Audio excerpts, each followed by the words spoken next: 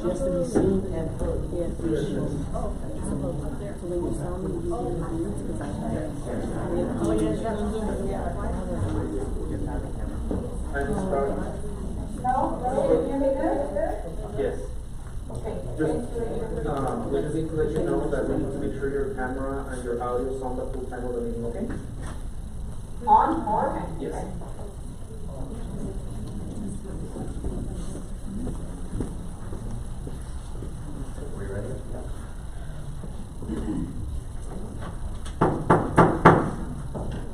I call this special meeting to order. The time is 5:31. The date is May 7, 2024. Can you do roll call? Adrian? Ms. Barnes? Present. Ms. Borrego? Present. Ms. Mendoza? Here. Mr. Rodriguez? Present. Mr. Cimental? Here. Mrs. Stroud will be joining us via Zoom for this meeting. Ms. Stroud? Present. Ms. Zuniga? Here. Might want to mute. Blanca, you might want to mute, and if you need to speak, just wave at me or raise your hand on the Zoom call.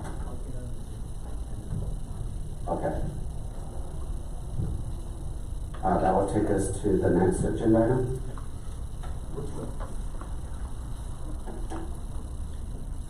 The next item is going to be open forum, which is not on the agenda. But we do have people that sign up in regards to the item being discussed. Open forum, any person wishing to address the board during the period reserved for public comment at a board meeting must sign up to be heard in accordance with district policy BEE local. Each participant will be limited to 3 minutes to make comments to the board. The board is not permitted to discuss or act upon any issues that are not posted on the agenda for tonight's meeting. For further information on those policies, please contact the superintendent's administrative assistant. Mr. President, I would like to make a few comments before we get started. First and foremost, I would like, as you all know and you've seen in the news in our community, there was a tragic fire that not only affected many of our families, but also took the life of one of our community members. So I would like to have a moment of silence.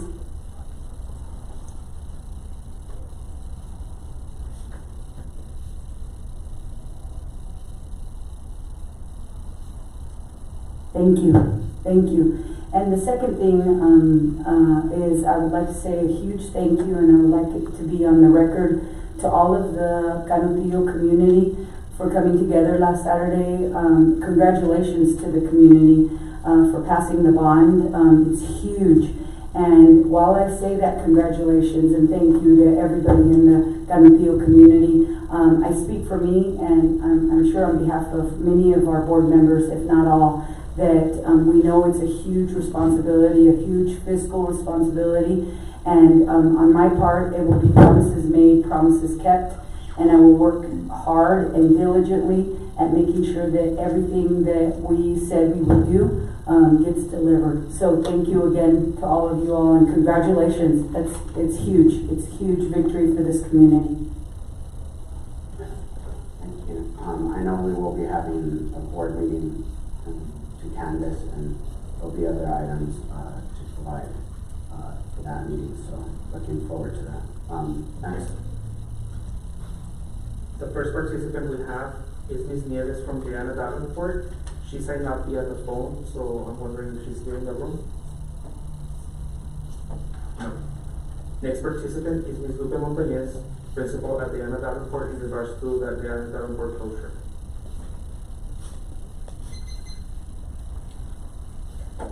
Good afternoon, Board of Trustees, Dr. Galaviz. First of all, I want to say I'm truly proud of our community, exactly what Ms. Borrego said, for coming together and passing the bond for the betterment of all our students, all the students at Canutillo ISD. Secondly, I do want to say that although we may not all have the same views on the bond, I ask that we reflect on why we are here and what is best for our students. Being on the board is a difficult task, unpaid, criticized, and scrutinized. But please make decisions based on students and not on adult preconceptions. Many of you traveled campus to campus informing parents, community members, teachers, and staff about the repercussions of what would occur if the bond did not pass. The Deanna Davenport community has had the unfortunate task of having to wonder whether their children have a school or not on various occasions. I completely and utterly understand the predicament we are in. I understand about budget. Although, I personally am not very good at my budget. But I do want to say that I understand that cuts still have to be made, but I ask that you to consider Deanna Davenport staying open until the new campus is built. We, and by we, I mean the Deanna Davenport elementary family, have been running on a skeleton crew where we play multiple roles, and we do so not because we are crazy. We do so because we are passionate about our community and our school. I remember the day I spoke to our fearless leader, and I said, keep me in, and leave me as a principal and assistant principal. Boy, oh boy, was I crazy, but I love it. It's not a job for me, it's community. Do I go crazy? Absolutely. But my students keep me sane and remind me every day why I do it. Deanna Davenport serves as more than just a center for learning. It serves as a community hub where parents are always welcomed. If we combine schools, our classes will have higher teacher-to-student ratios. We may possibly need to make an expense of purchasing portables and maybe even buses. Our campus will lose a Montessori class, which our parents and community absolutely embrace. Relocating Deanna Davenport until the new school is built will impact students as they have to move twice within a few years. This is a lot of change to ask for our students and community. We asked our communities to come together and vote for this bond, and now I ask that we keep the school open for the community until we have a new home. Deanna Davenport is the heart of Westlake. Today, as we stand at the crossroads of many decisions, let us consider the effects that closing Deanna Davenport will have on our students.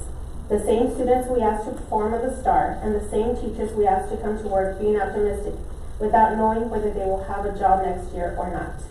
We need to think about those teachers we will lose if we combine schools. It was a hard task to find certified teachers. What is going to happen if we lose these amazing teachers and we can't get them back? I humbly ask that any difference you may have, you set aside about the students, as we ask the community to do as well. Thank you. Next participant is Cynthia Estrada in regards to the Diana Davenport, or asking for Diana Davenport to remain open.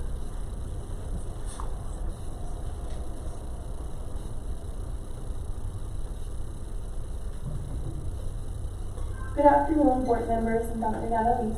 My name is Cynthia Estrada, and I am a proud Canutillo graduate. I now work in the district that in a way has shaped the person who I am today. I am speaking today to advocate for Deanna Davenport to remain open. I feel the need to let you know that our students are very resilient, but they keep asking what's going to happen to their school. We have students who cried of happiness on Monday morning when they understood that the bond had passed. Our school is their home, and they love it. It's a community where students walk to and from school.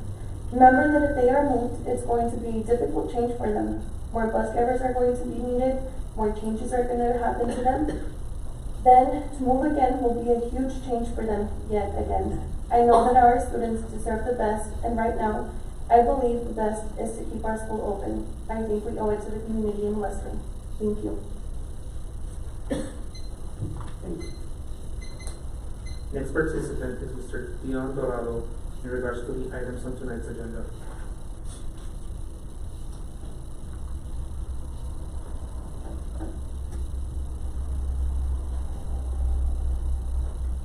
Good evening, board members, superintendent. I want to applaud what occurred this weekend, that we were able to get this approval across the line. minimal, but it got across the line. I just wanted to ask, we have a nice little group here. How many actually are just regular citizens from El Paso, Canutillo, or Memphis? Just plain old taxpayers.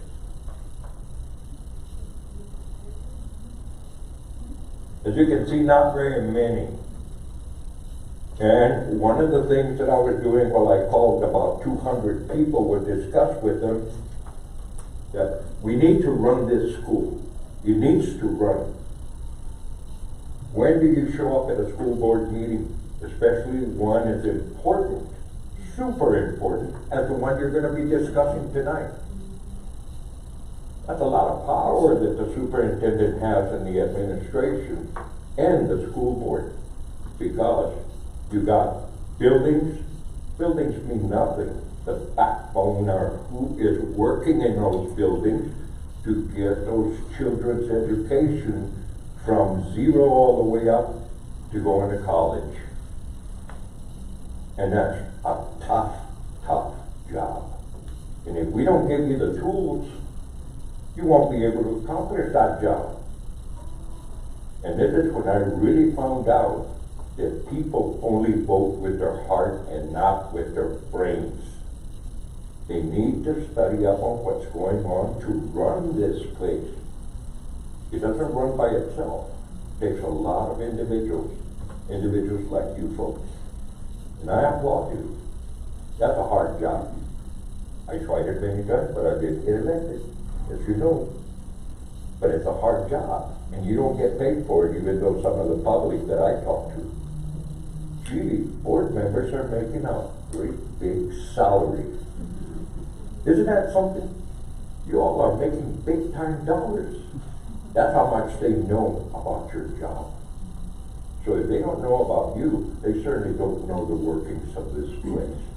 So again, I loved it when it went through. Now you got the money. Remember, you got all these people that are naysayers. Prove them wrong. Prove them wrong. Make this district shine the way it's supposed to. Thank you. Next participant is Mr. Sergio Martinez in regards to closing of the schools.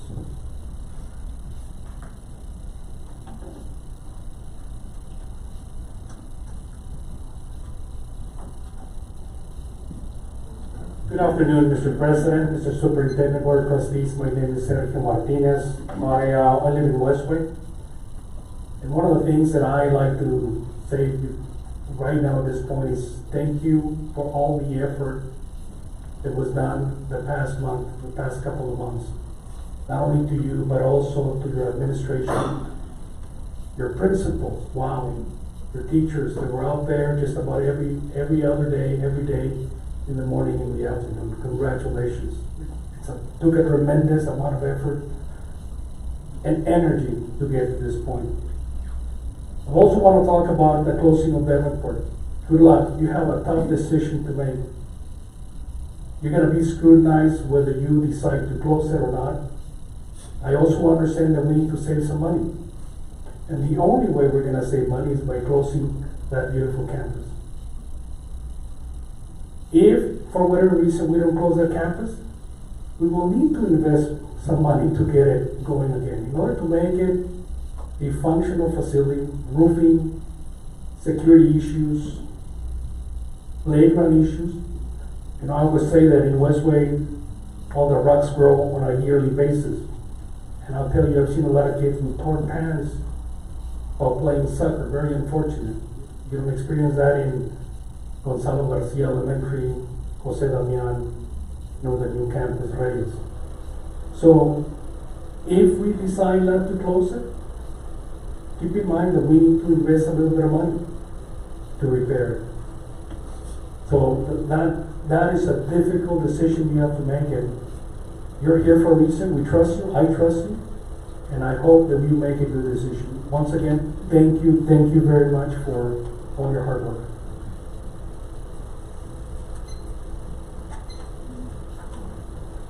That concludes all the participants for tonight. Next item of the board is board workshop.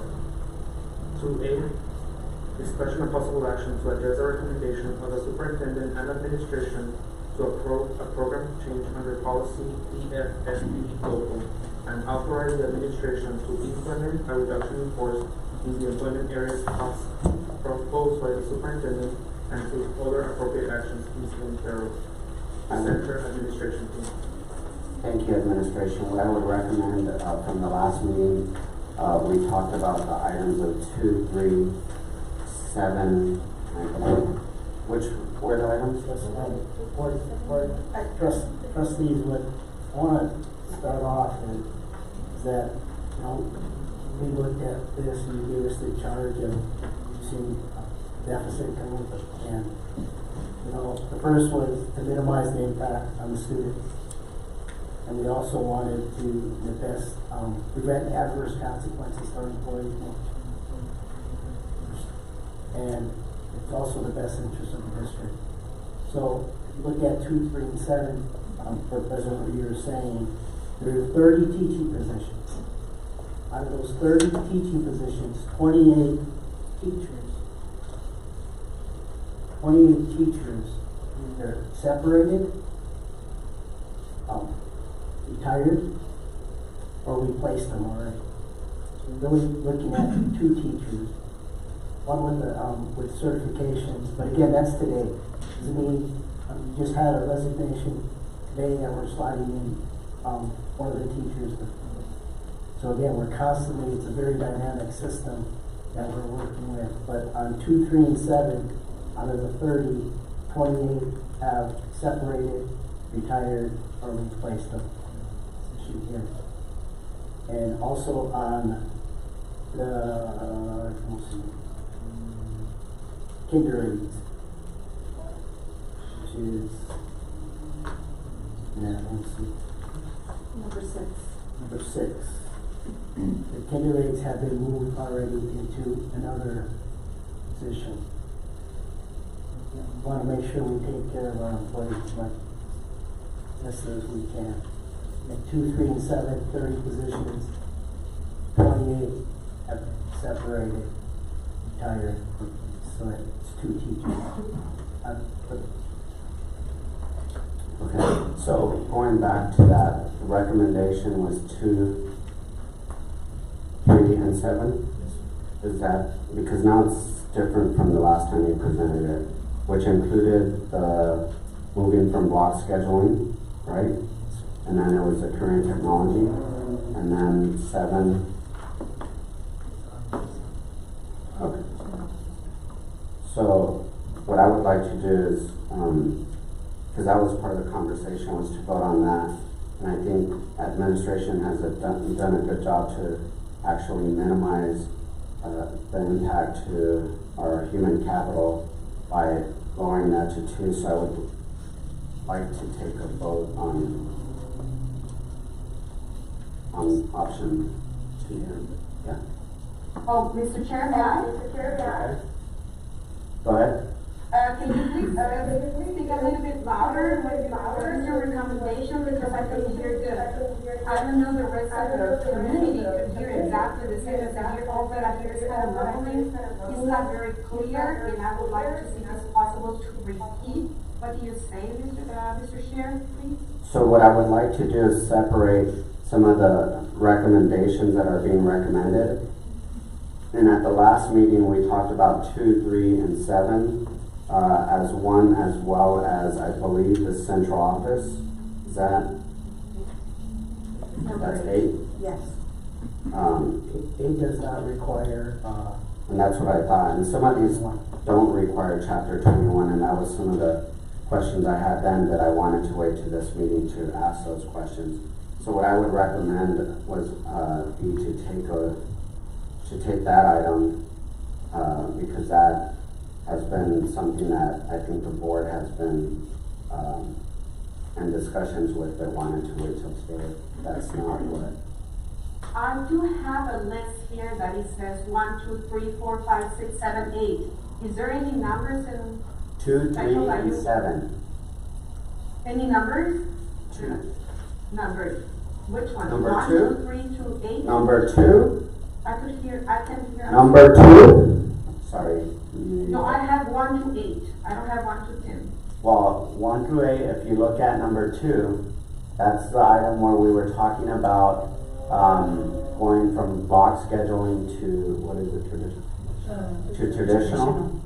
And, I believe the other two are ROTC and CT. Oh, okay. And so- Number 2 is the secondary grade level master schedule change. Is that the one? Yes. And Yes. And the impact that it would Training have, on for elective CTE areas, modification of master schedule, okay. Alberete, Canutillo Middle School, then Canutillo High School. correct. And so in regards to that, there's been 30 positions that were budgeted for next year's budget. Administration has been able to work with individuals, if positions were, if somebody left the district or if they retired, they were able to reposition those employees. So out of that 30, there's only a total of 2 that would possibly be affected. But in the future, they're still working to hopefully not affect these 2 teachers.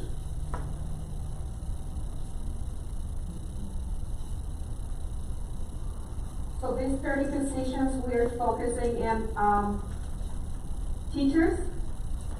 Yes, it has to be Chapter 21 employees for a RIF. And that's why the administration is bringing it. But they've already, with the 30 employees that we're projecting for next year's budget, they've eliminated to not affecting 28 of those teachers by repositioning them.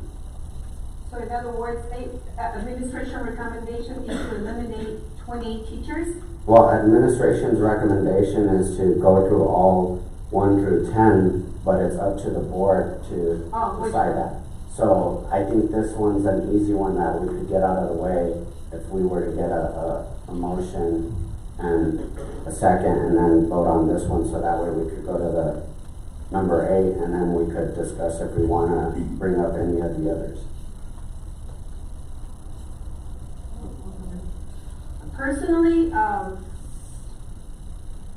am kind of skeptical and I'm not agreed to affect any positions, to be honest. And overall, the teachers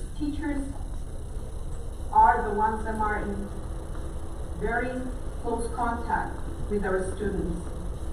And definitely they create a big impression to them, which is determines the future of our students. It doesn't matter if them are auxiliary or teachers or aides, everyone or nurses, everyone who is in contact with our students, they create a big impact.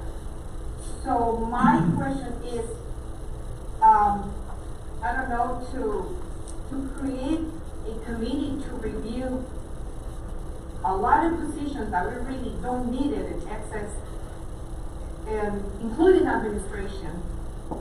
We need to include administration as well in this. Not only the teachers, not only the ones that they have impact directly with the students. I think this is for all of them. We as the trustees, we had to cut travel as well.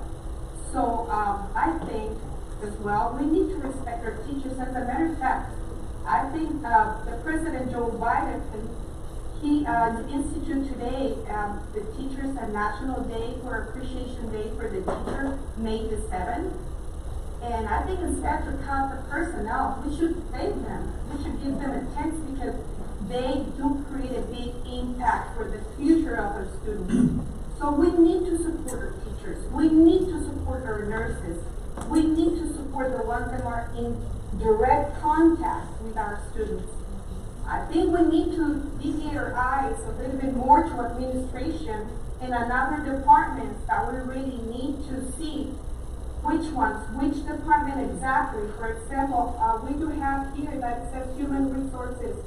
We have curriculum and instruction. Yes, human resources department, but which positions?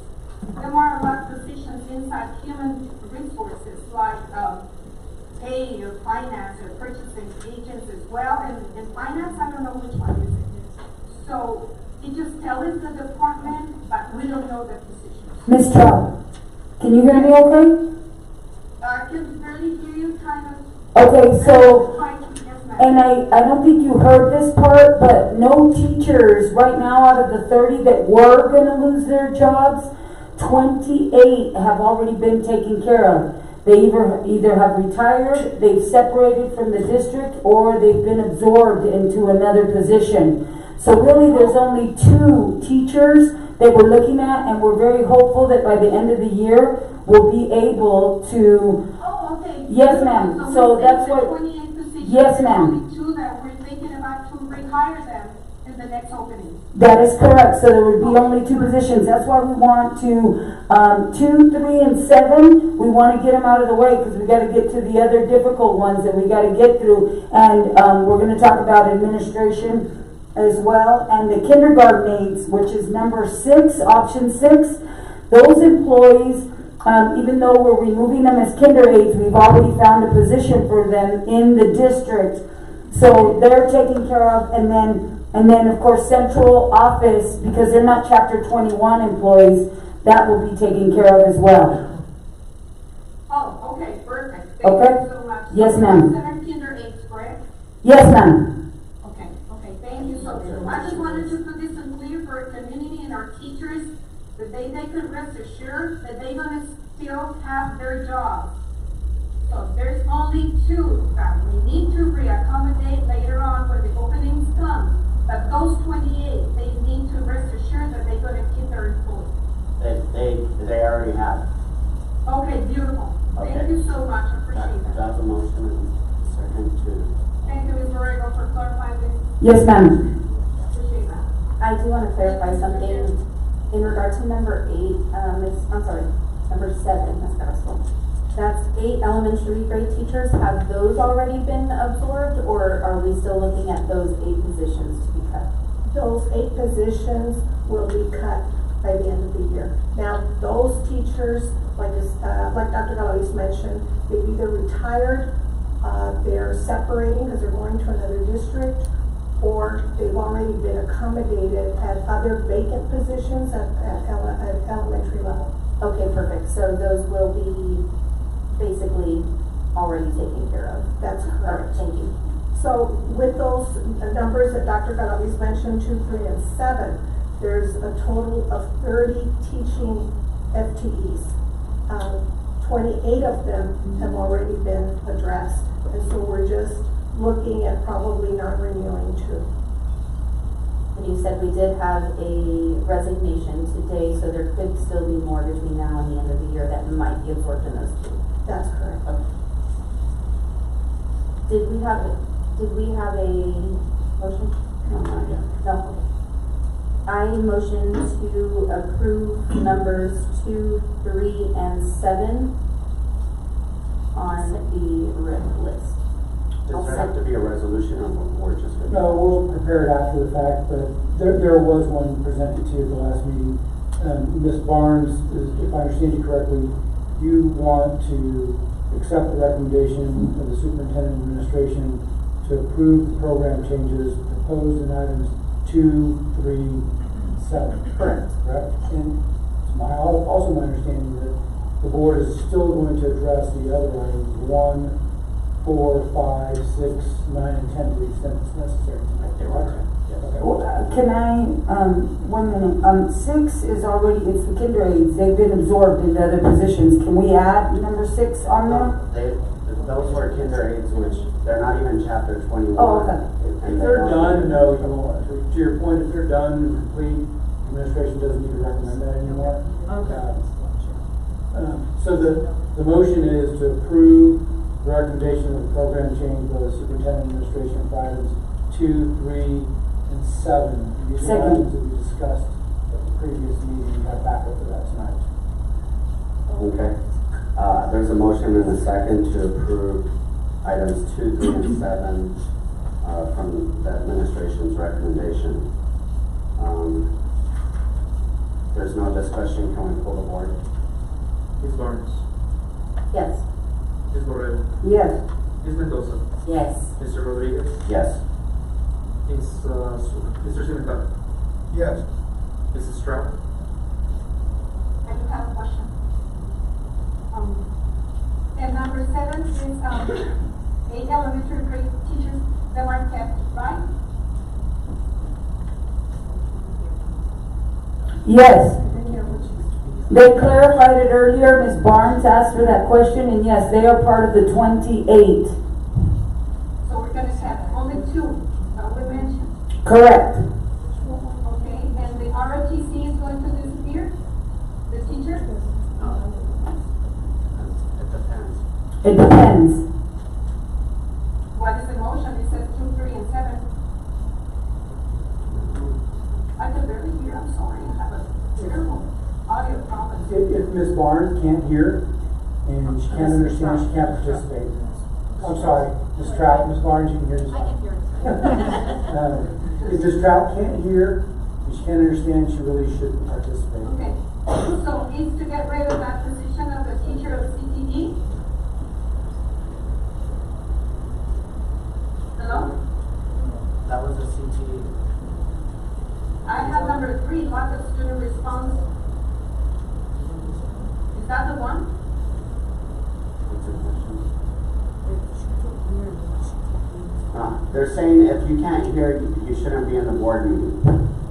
I know, but well, for extreme reasons, I got it to be out. So I just want to clarify number 3, lack of student response. Is that the point, Mr. Chair? Number 3 is a lack of student response to particular course offering, which will result in the ROTC teacher and 1 CT. Okay. Okay? Yes, And your vote? yes. And Ms. Zuniga? Yes. All in favor? Motion passes. Okay. Now, to try to make this a lot easier, I just want to ask if anybody wants to bring up the other options. I think the other option that I will bring up is option 8. And I think with some of the other options like the CMS, AMS, I'm against the ED, I'm against. But if any other board member wants to, I just want to see what options we're going to discuss or who wants to talk in regards to the librarian changes and the nurse changes. Those. If anybody wants to bring up any of the other options other than option 8, let me know. I do. I want option 1 discussed. Okay. I want option 4, librarians discussed. I want option 5, nurses discussed. And option 9, about consolidating CMS and AMS. And So you want actual votes on it? I do. Okay. Then let's go with the easiest one, which is 9. Do I have a motion not to, or a Well, motion to accept it? I think in order for us to vote on it, we need some of the information that we requested from the last board meeting in order to vote accordingly on this. So, last board meeting, we asked where we would be consolidating, what those positions would look like, things of that sort. I don't think we should be voting on something unless we have all the details like the other options. Mr. President, and I agree with Ms. Barnes in the sense that right now things have changed a little bit, and I don't think that we should be closing, combining, doing any of that right now until we can really get our hands on what that means and what the bond is going to look like. Can we fast track the elementary and Enchanted Heights and the middle school if it's going to be a combo? Can we fast track the maintenance?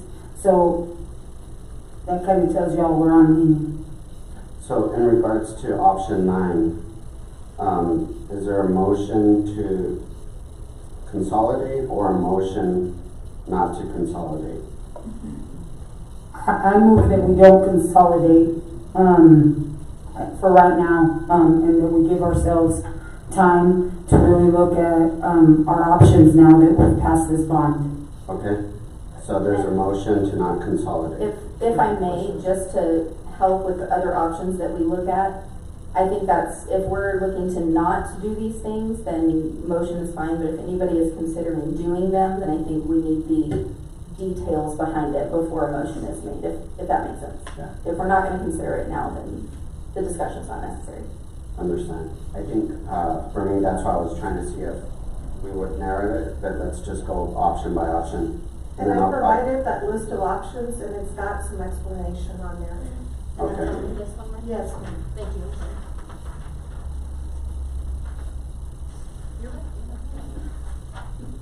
Mr. Chair? Yes. So, Ms. Borrego, your motion was not to consolidate. Correct. Is there a second, so that way, then we could pull the board? I just Do you want, have the second already?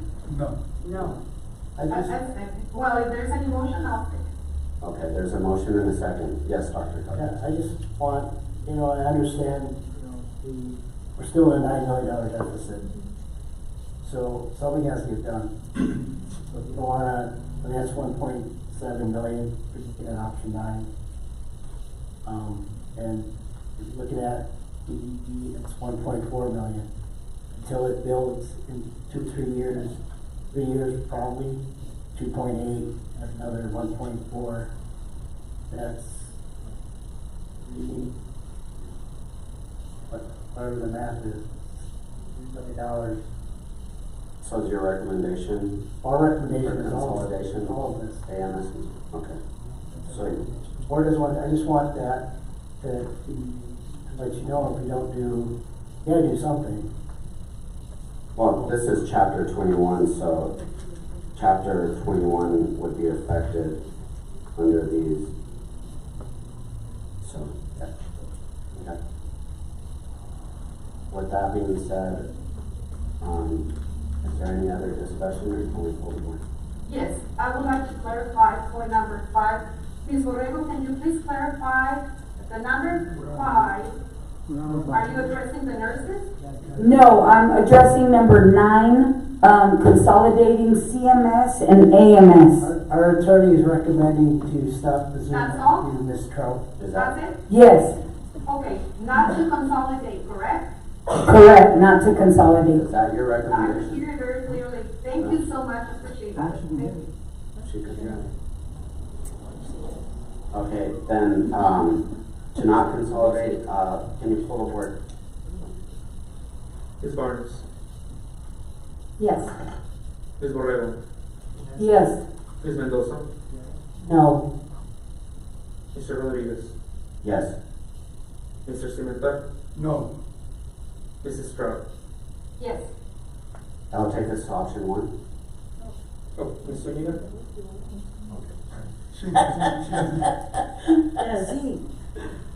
My head's been everywhere this time. Motion passes. so I wanna add the 1.7. It's up there, so what's the deficit now? 2.2. No, the top number. That one starts constant, that'll be 8.7, but the bottom is the Now we're up to 2.2, 2.2. okay. 1.1 is to 2.2. Zuniga? Option 1? What's Ms. Zuniga's vote? I couldn't hear good. Yes. She said yes. The motion passed. Oh, thank you.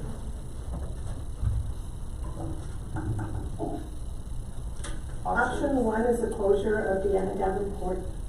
Deanna Davenport employs 52 staff members, and 11 of them are that would be affected. 11 Chapter 21 employees and 12 support staff members would be the excess. The remaining 27 staff members will be transferred to the Children's Elementary. Okay. And that will, is there a motion to close or to not close? Could you repeat that one more time? Please. I would like to make a motion, Mr. Chair, not to close Diana Davenport. Is there a second? Second. There's a motion and a second. Now let's ask any questions. I got it, I saw that it was on. I'm sorry, I didn't see it.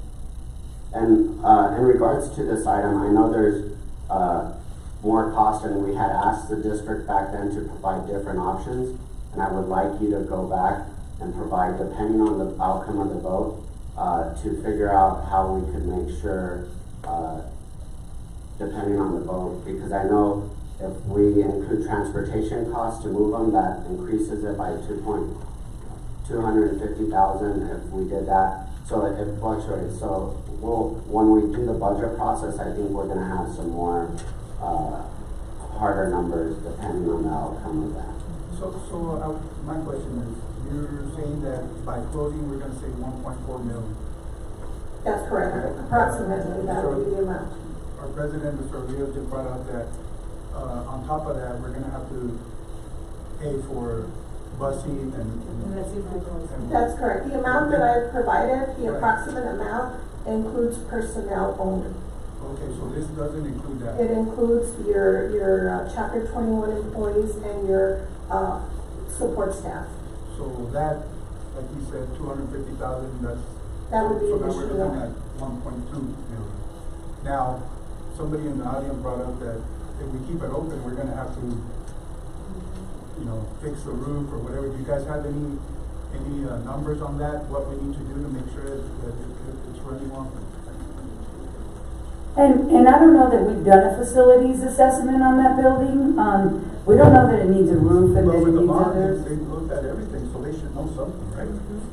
They did the bond and they looked at every. Let Dr. Rico, if you have a question, let Dr. Rico answer, and if anybody else has a question, we'll go.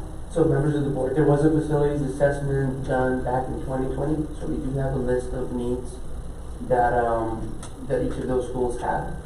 However, obviously with new construction of those 4 schools, with whomever is selected to manage this bond, we would consult with them and see what are pressing needs that have to be done and what are things that can be pushed back until the new building. We don't have an answer as to what those needs would be. I can't imagine us investing in a new HVAC system. Correct. Or a new roof. Probably go in, look at the facility, $1 million that the campus got. So, yeah. Go ahead. No. That's correct. The community is asking us to be fiscally responsible. They don't want us to spend $1,000, $100,000 to send students to San Antonio, but I don't think they'd want us to keep the school open and spend $1.5 million just to keep it open. Our deficit is real, man. It's going to be $9 million next year. We need to do something. Is there any other questions?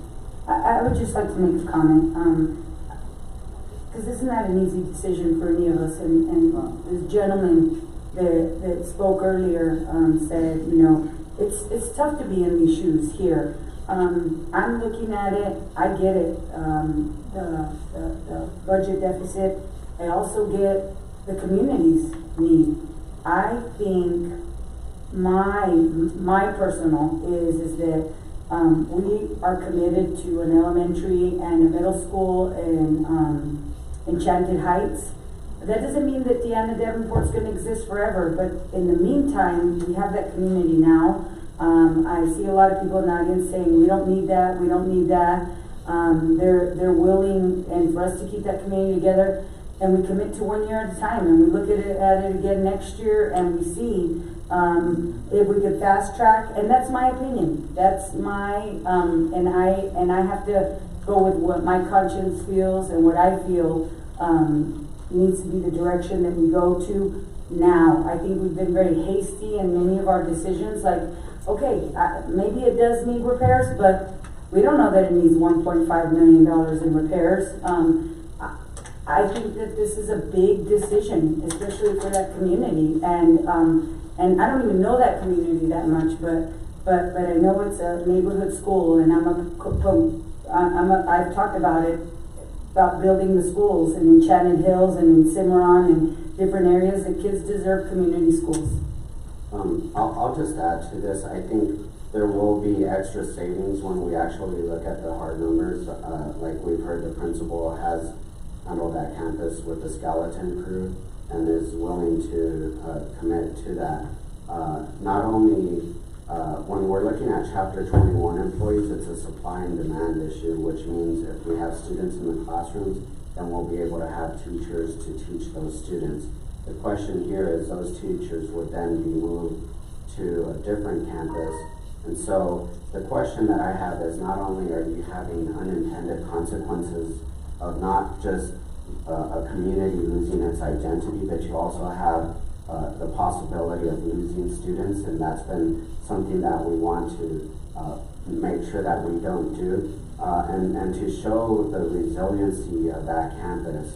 To close it would have a huge effect in that community, and that's something I said at the last meeting, because many people went through that school, and that was part of the reason why some of them voted for the bond, to make sure that these issues. Now, when it comes to the consolidation and closure, that was the conversation that we had with this community.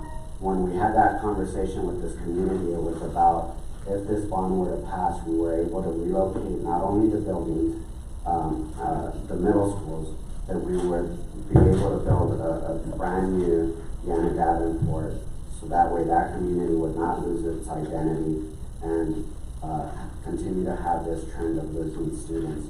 So I think the community spoke on Saturday, and I'm completely against closure of any school and consolidation of any, and that's where my stance is at. And not only that, I think there's a way to make this work, and being, there's numbers that are gonna have to crunch, and we'll be able to see that once we get to the budget season. Budget part, right? Mr. President, so you're saying that the amount that administration has put out in the 1.4 is not correct, that you're saying that it's less? Oh, is that correct? If closure of the campus, we're closing all chapter 21 employees?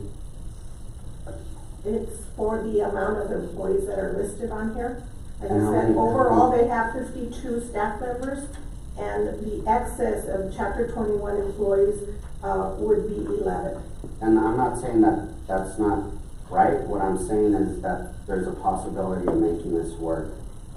And I think that's what our goal should be, because of the comments I made earlier. And that was our goal with the budget. We said that the state was gonna give us the money to keep it going, and Hey, I did not vote, and the teachers deserve that raise, but it was a vote that was done before, and when those budget conversations came about, a lot of people did not stand with me, but look at the crunch that we had to do, because it not only, it compounds the issues, and I think what we're trying to do is reverse that, and this would have an effect of losing more kids.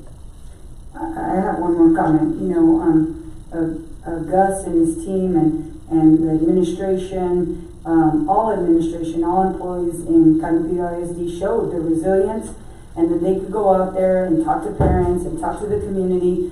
Part of this is also recruiting kids, and there's ways to do that. And we're gonna have to start a campaign where we send postcards and we make phone calls to kids who have left our district or who are not attending our district, and tell them why they need to come back to our schools and increase the enrollment in those schools. Our work is not done. It's just beginning, and it's the hard work that's just beginning. So I think that there's other ways that we could look at it, for now, you know, that we look at why we want to keep this community school open, and what we could do to alleviate some of this by enrollment. Increased enrollment at Deanna Davenport would be huge. And so we have to come together, rally again as a community, and do that as a community. If I may. So I want to add on to what you were saying, President Rodriguez. I think that there would be a lot of unintended consequences by consolidating or closing any campus. And I think the people who are in direct contact with our students on a daily basis should be the last people that we are considering. And I know we've made cuts to central office. I know that we're sitting here saying that we've already done that, but just budget alone, if we consolidate these two campuses, we do have to hire a bus driver, an additional bus driver. We have to make sure that we have a bus to service them. Then what are the unintended consequences for our students? So we've had people come and speak at open forum about their parents don't have transportation. So if they miss the bus, they don't go to school. If they want to be in after school activities, they can't attend those things. That's not fair to marginalize those students, even if it's just for a year, 2 years, 3 years, whatever it is until the new school is built. That's not fair to them. We're not doing what's in the best interest of those students who are there. It's not their fault for these circumstances that we're in. It's ours, and we have to take accountability for it, and we have to figure out a way to fix it. So I agree, Mr. Rodriguez, that there would be a lot of unintended consequences if we close or consolidate a campus, and I think especially for our Westway students, there would be a lot. And so that's why I stand with not closing the campus, not consolidating the campus, because, and then I think also, the building's still there. We still have to maintain it. It's still our property. We're not taking those costs into consideration with this either. So I think the 1.4 that we're looking at possibly saving, I agree. I don't think it's gonna be that because of the additional costs that we're gonna take on because of that choice. Mr. Chair? Yes. Definitely, I am agreeing. Definitely, Diana Davenport shouldn't be closed at all. We need to think about our community. Those parents, they go to work in the mornings and they trust them to leave the kids, they go to walk to school. So now, yeah, we could hire another school bus, and definitely, but I know the area is growing as well. We don't know when the time comes from 1, 2, or 3 years, the community is gonna grow. I mean, Diana Davenport always being the forgotten child. Definitely. What we need to do, we need to put more attention to Diana Davenport. We need to work and put more kids in Diana Davenport. Instead of closing Diana Davenport, we need to work and bring more kids to Diana Davenport as well.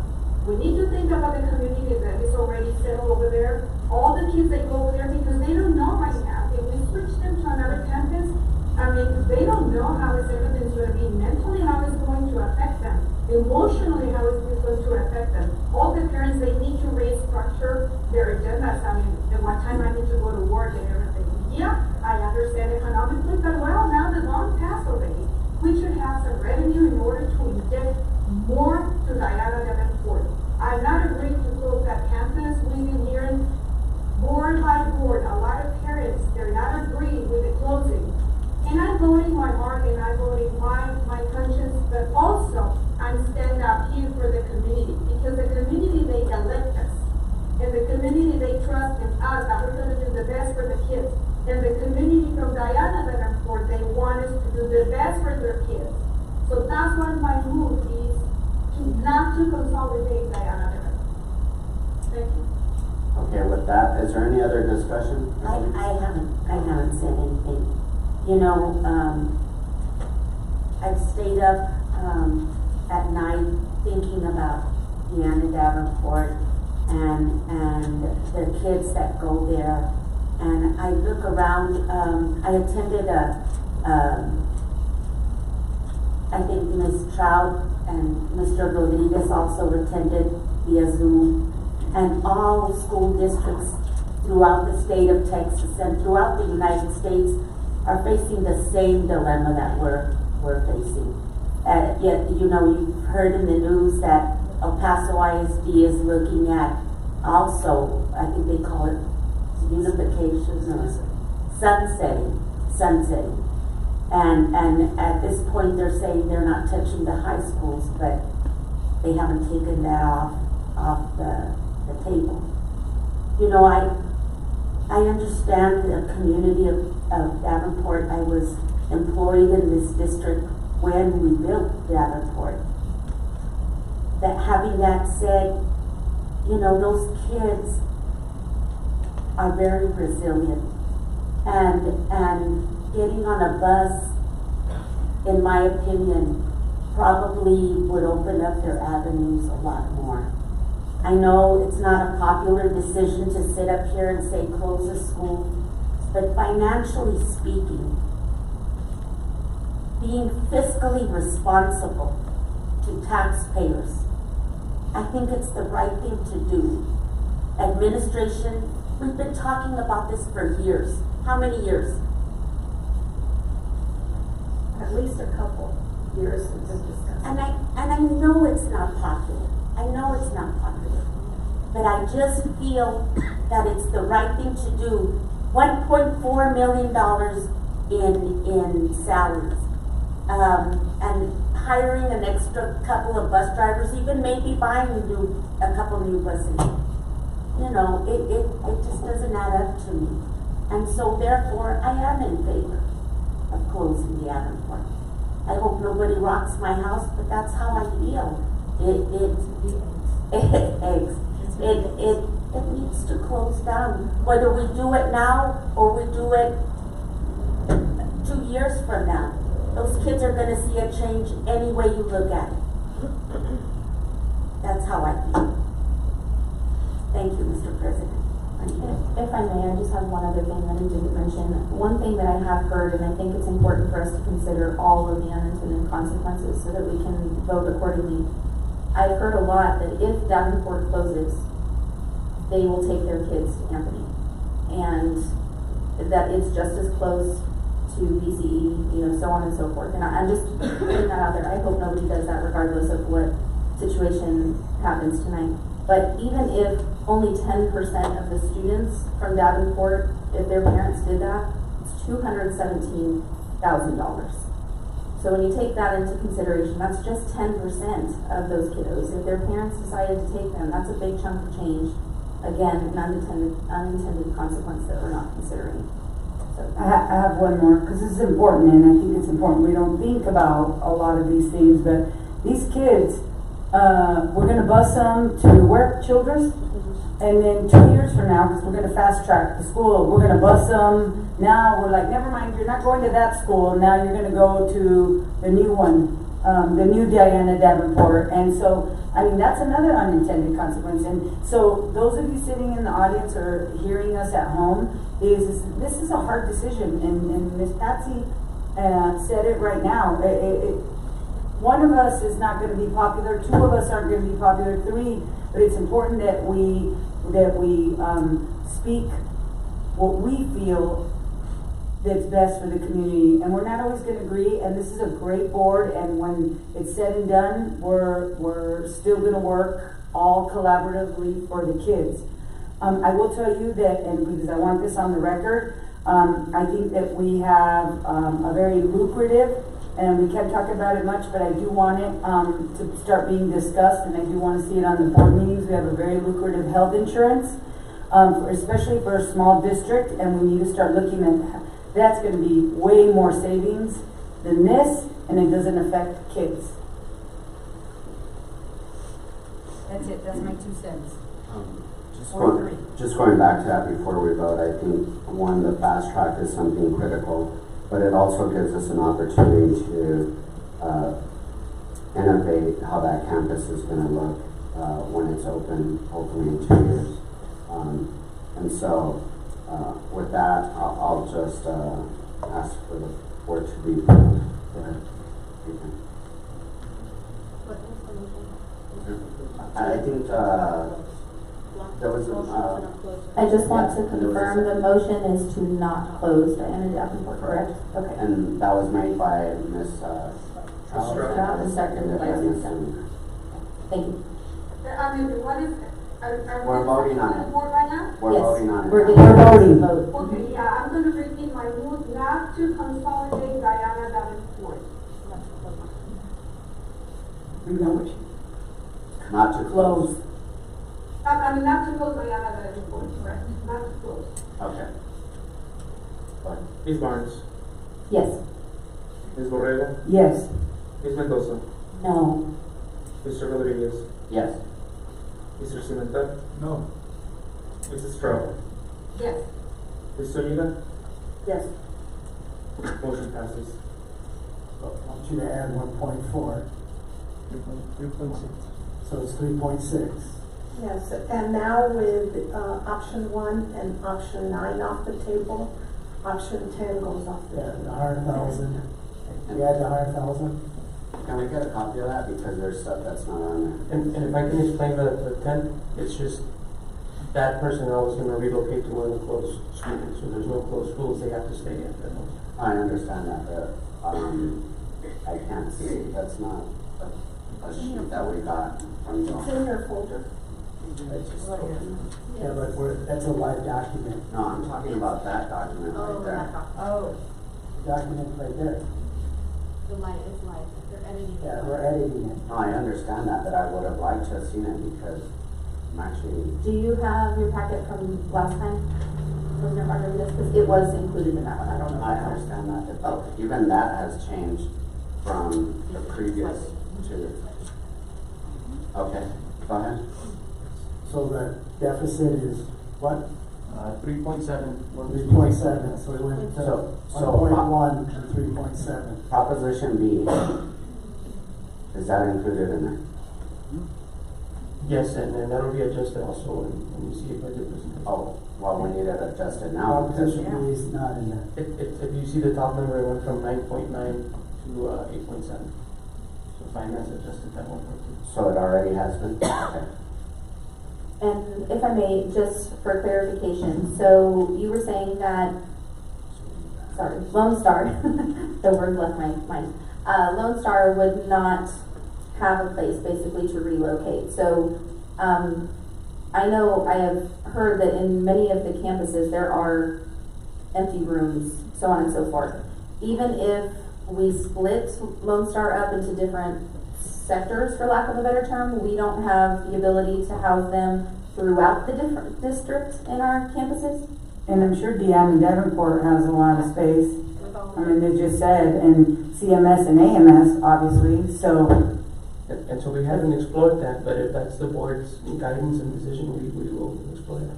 Because my opinion on Lone Star, I mean, I'm sure Dr. Reyes would love to have a building anyway that has air conditioning that works really well. So if we could look at what our budget would be to basically disperse them into the different campuses, maybe by department or whatever the case may be, so that we can look at that savings, but also I would think that, is that just operational cost, that 100,000?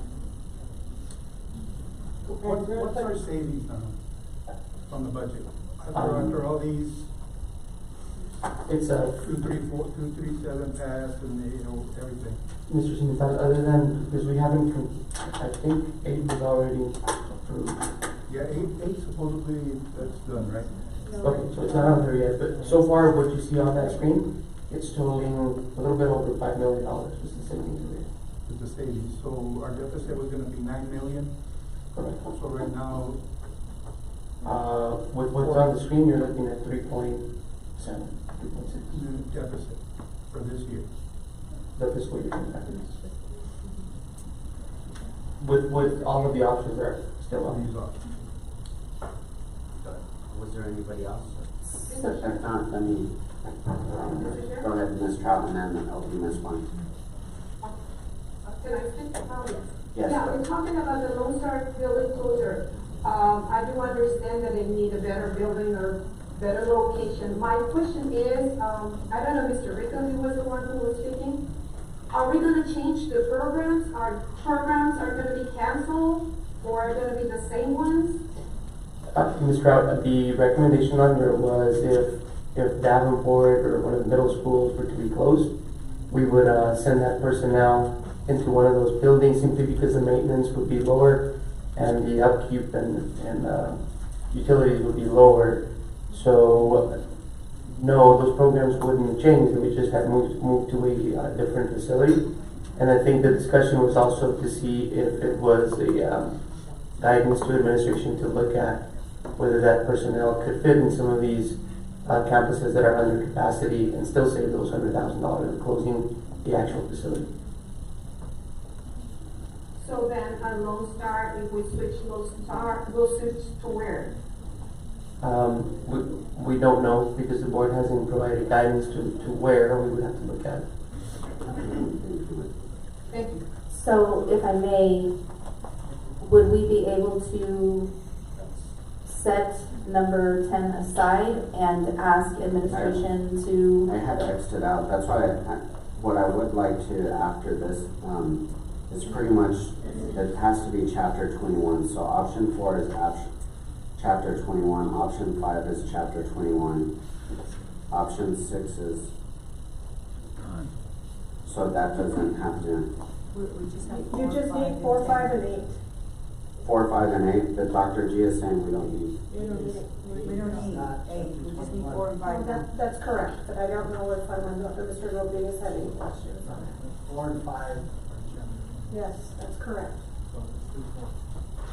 So we will discuss Lone Star after you guys have revamped it. Yeah, what I would recommend, I know there's a lot of moving parts now, and so I know that with the budget, I don't know how much you all set aside for some of those maintenance costs where we could shift over from the bond because that was part of the discussion. So, looking at some of that stuff, looking at Proposition B, you'll come back with, hopefully, I think it's gonna be a lot cleaner budget and a lot better.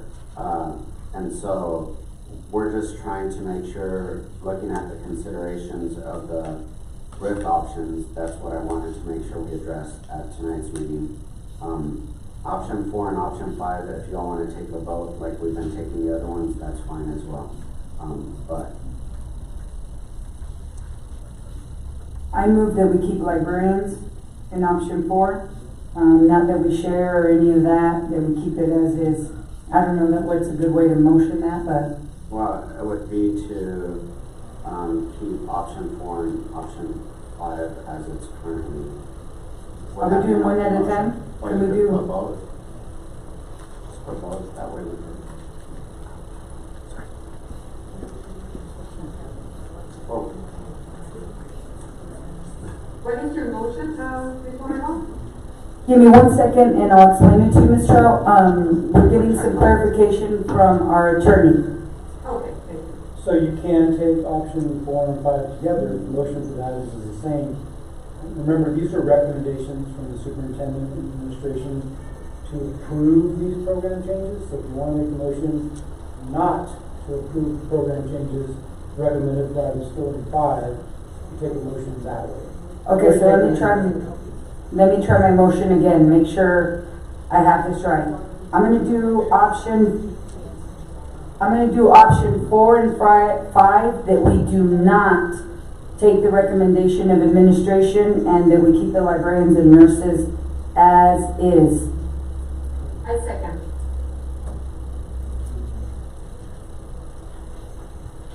You hear? there's a motion Mr. and a Enos? second. Yes, I did. Yeah, they heard you, we got you. Thank you, ma'am. Is there any conversation? No? If not, pull the board. Ms. Barnes, Yes. Ms. Borrego, Yes. Ms. Mendoza, Yes. Mr. Rodriguez, Yes. Mr. Cimental, Yes. Mrs. Trout, Yes. Ms. Zuniga. Yes. All in favor, motion passes. Now what is the deficit? It has now moved up to 4.4. 1.4. A lot less than that. And what we need to look at, my recommendation moving forward is come back with the budget, give us some recommendations.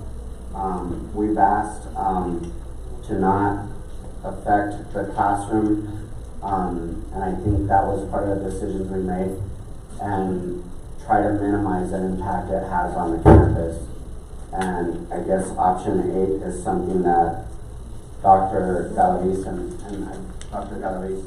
and in these times, I think it's important for us, especially with the passage of the bond, how we are going to re-envision our district and reorganize in a way to have a huge impact, and making sure that our central office is supporting our campuses.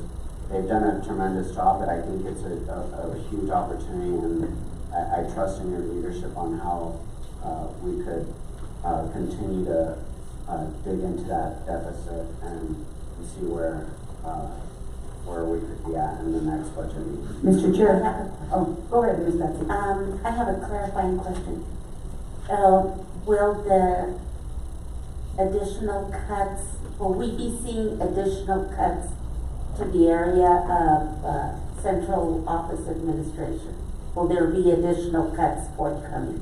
That's my question. Right now, we're, 28 positions are going to be eliminated from central office. So that's 1.8. If you're thinking, I don't know if you're thinking or the board is thinking that you're gonna get $4 million out of central office. No, I So- just wanted to know if Well, I guess apparently we're gonna have to. I'm trying to figure out, because There's, teachers still have to get their checks, they still have to run payroll, we still have health care, we still have lights to pay, we still have. I think it's looking at healthcare, it's looking at some of these other areas where we could try to be more efficient. We've talked about, providing the option of the UNC clinic at no cost or at a minimal cost to the district. I think that's an option that could help with healthcare costs. There's just a lot of stuff that we still need to work on, and I think we could get there and have a huge impact on that. We do have other transitioning parts within the district that are gonna help, I think, with some of the budget issues, but I think it's still a moving part, and Dr. Calvis and I know staff and the board, this is very critical but important decisions that we've looked at. Critical and positions. I think staff has worked tremendously to get us. We were at 9 million, now we're at 4. And there's a possibility of, if it were to be half or whatever, or we don't know what we're looking at. I think there was an article I read where there was 4 billion still in the coffers, and it's up to the governor to act. I would hope he would, but not sure he would. But that's an option, but that shouldn't be an option that we should be looking at. I think it's just figure out other ways that hopefully we can minimize that deficit and continue. Mr. Chair, I want to add something, and I said it earlier and I want to reiterate it. It's very important because I don't want to wait till the very last minute. We really need to look at our health care. We have huge school districts, one in particular, but several, that have a lot more money than we do, that are having to look at their health care insurance because that's where we have to be fiscally responsible. So I want us to be looking at health care. I want us to start having those conversations. And you guys can meet with the healthcare, the TRS and all that, but I think the board needs to be a part of those conversations so that we can ask those questions. Nobody likes change, but we don't know, and we want to help our employees, but we need to understand those options and what that means. Because I'm telling you right now, if it means that I might have to pay as an adult a little bit more in a deductible for a doctor, but a kid gets to keep their school, I'm gonna vote in that direction. Well, and I think I wouldn't recommend that the board, I wouldn't recommend that the board participate part of it, but I think we need to ask tougher questions when it comes to the recommendations that come to us, and I think we have. And I honestly, I know Martha's giving me the sad face, but you all have done a tremendous job in the work that you have done. We went from a $9 million deficit to a 4. We could get those numbers right. And not only that, the amount of human capital, because the first cut was tough because it dealt with having to have a tough conversation during a tough time. And through that, you all worked a lot to get to where we're at. And the story should be going from, like I said, a $9 million deficit to a 4. And not only that, the amount of people that we're affecting in regards to that is minimal. What is it? And that's a lot of work I would give, And it's sad times, but we have to buckle up, and we're going to continue to work at this, and it's going to be a team effort, but I think we're going to have brighter days ahead. Any other? That takes us to the next item. Item number 3, meeting adjournment. The time is 6:44 p.m.